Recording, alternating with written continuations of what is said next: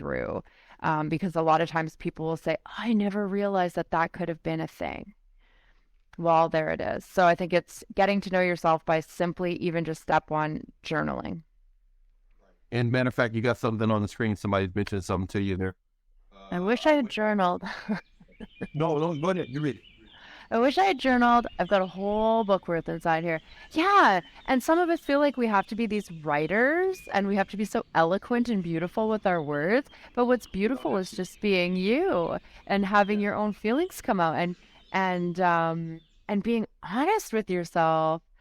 Oh, my gratitude journals were life-changing. Yeah, Michelle did, I can't remember which program that was with me, that just kind of tried to bring awareness every day, very quickly, something that you're thankful for, because we get stuck in these ruts, right? And it gets you into the habit of just writing something simple down.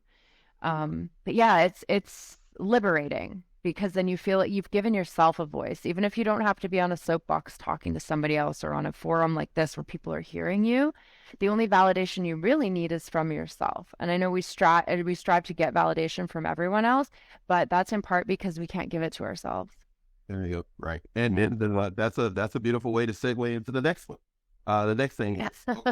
Here we go. I can't even flick my hair.